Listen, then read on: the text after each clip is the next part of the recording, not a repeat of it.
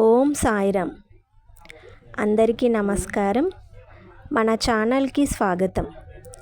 సాయి బంధువులారా, ఈరోజు మనం మాట్లాడుకోబోయే విషయం వినడానికి కొంచెం కఠినంగా ఉండవచ్చు, కానీ ఇది ప్రతి ఒక్కరి జీవితంలో ఏదో ఒక సమయంలో ఎదురయ్యే పచ్చి నిజం. అదే బాబా చెప్పే మాట విను, లేకుంటే నీ కర్మ. మనం కష్టాల్లో ఉన్నప్పుడు దేవుడా నన్ను కాపాడు అని ఏడుస్తాం. సాయిబాబా పాదాలపైన పడి వేడుకుంటాం. బాబా మన కన్నీళ్లు తుడిచి ఒక దారి చూపిస్తాడు. కానీ తీరా కష్టం కొంచెం తగ్గగానే, లేదా మన అహంకారం అడ్డురాగానే ఆ దారిని వదిలేసి మనకు ఇష్టం వచ్చినట్టు ప్రవర్తిస్తాం.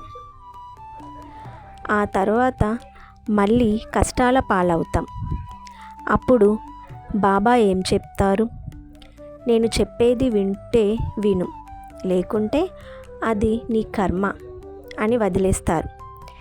ఈరోజు వీడియోలో బాబా మాట వినకపోతే మనం ఎలాంటి కర్మను అనుభవించాల్సి వస్తుందో, అసలు బాబా మనల్ని ఎలా హెచ్చరిస్తారో వివరంగా తెలుసుకుందాం. వీడియోని ఎక్కడ స్కిప్ చేయకుండా బాబా భక్తులందరూ కామెంట్స్లో ఓం సాయిరామ్ అని తప్పకుండా రాయండి. సాయిబాబా ఎప్పుడు తన భక్తులను చెయ్యి పట్టుకొని నడిపిస్తారు, కానీ ఆయన మనతో నేరుగా వచ్చి మాట్లాడరు. ఎవరి ద్వారానో ఒక మాట చెప్పిస్తారు, లేదా ఒక పుస్తకంలో మనం చదివే వాక్యం ద్వారా, లేదా మన మనస్సాక్షి ద్వారా ఇలా చెయ్యు, అలా చేయకు అని హెచ్చరిస్తారు. కానీ మనం ఏం చేస్తాం? మనకు డబ్బు ఆశ లేదా ఒకరి మీద కోపం, పగ ఉన్నప్పుడు మన కళ్ళు మూసుకుపోతాయి. బాబా వద్దని లోపల నుండి చెబుతున్నా మన మనస్సాక్షి అంగీకరించకపోయినా తప్పుడు పనులు చేస్తాం, మోసాలు చేస్తాం, ఇతరులను బాధిస్తాము, తొందరపడి తప్పుడు నిర్ణయాలు తీసుకుంటాం. అప్పుడు బాబా చూస్తూ ఊరుకుంటారు, ఎందుకంటే ఆయన దారి చూపగలరు, కానీ బలవంతంగా మీతో అడుగులు వేయించలేరు కదా. మీ చేతులతో మీరే రాళ్ళు ఏరుకొని నెత్తిన వేసుకుంటే దాన్ని కర్మ అంటారు. సాయి సచ్చరిత్ర నుంచి ఒక ఉదాహరణ చూసుకుంటే, సాయి సచ్చరిత్రలో దీనికి సంబంధించి ఎన్నో ఉదాహరణలు ఉన్నాయి. ఒకసారి ఒక భక్తుడు తన ఊరికి వెళ్ళడానికి సిద్ధపడతాడు, కానీ బాబా ఈరోజు వెళ్ళొద్దు, రేపు వెళ్ళు, వాతావరణం బాగోలేదు అని చెబుతారు. కానీ ఆ భక్తుడికి ఎక్కడ లేని తొందర, నాకేం కాదులే అని బాబా మాటను పెడచెవిన పెట్టి ప్రయాణం మొదలు పెడతాడు. తీరా సగం దారిలోకి వెళ్ళాక విపరీతమైన గాలివాన, ఉరుములు, మెరుపులు, బండి ముందుకు వెళ్ళదు, వెనక్కి రాలేదు. ప్రాణభయంతో వణికిపోతూ అప్పుడు అరుస్తాడు, బాబా నన్ను కాపాడు అని. బాబా దయగల తల్లి లాంటి వారు కాబట్టి ఆ గాలివానను శాంతింపజేసి అతన్ని కాపాడారు.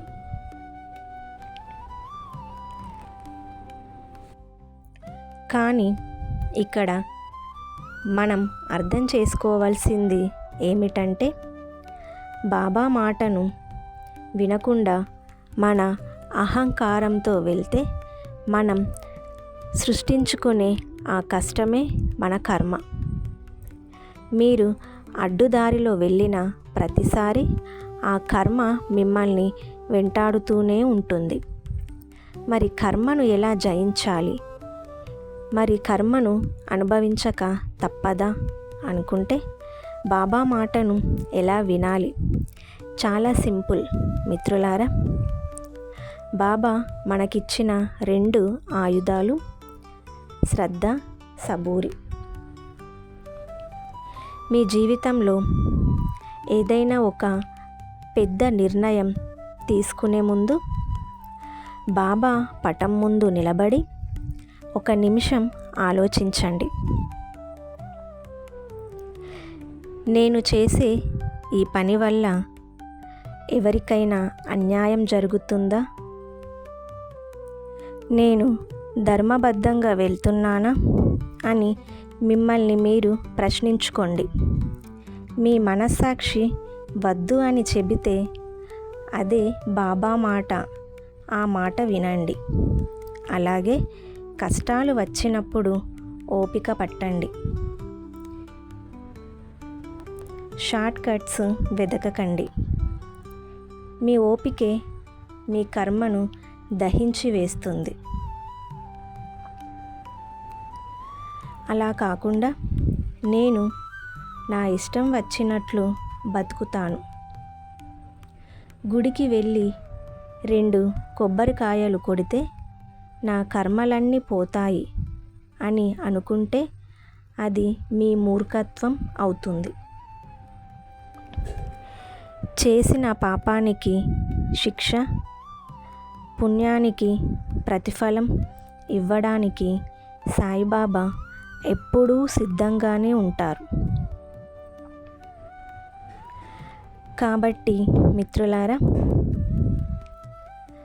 ఈ రోజు నుండి ఒకటే గుర్తుంచుకోండి. బాబా దారి చూపిస్తే గుడ్డిగా నమ్మండి. ఆయన మాట వినండి. మీ బుద్ధిని, మీ అహంకారాన్ని పక్కన పెట్టండి. అప్పుడే మీ జీవితం సుఖశాంతులతో ఉంటుంది. లేకపోతే మన కర్మను మనమే అనుభవించక తప్పదు. సాయిబాబా ఎప్పుడు మనందరి మంచి కోరుకునే దేవుడు. ఆయన ఆశీస్సులు మీకు, మీ కుటుంబానికి ఎల్లప్పుడూ ఉండాలని మనస్ఫూర్తిగా కోరుకుంటున్నాను. ఈ వీడియో మీకు నచ్చితే లైక్ చేయండి, మీ ఆత్మీయులకు షేర్ చేయండి.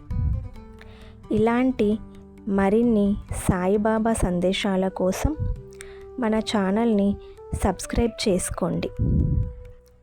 కామెంట్స్లో భక్తితో ఓం సాయిరామ్ అని రాయండి.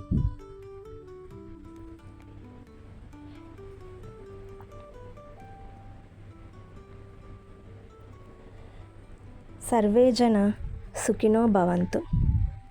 ఓం సాయిరామ్.